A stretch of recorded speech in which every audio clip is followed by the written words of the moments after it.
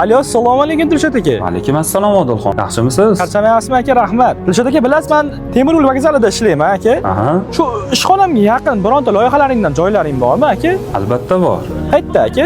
Kimyogar stadionining oldiga keling. Bo'ldi, hozir boryapman aka. Xo'p. Oldingizmi Odilxon? Rahmat aka. Dream House'dan yangi loyiha. Oqsaroy turar joy majmuamizning sotuvini ochiq deb e'lon qilamiz.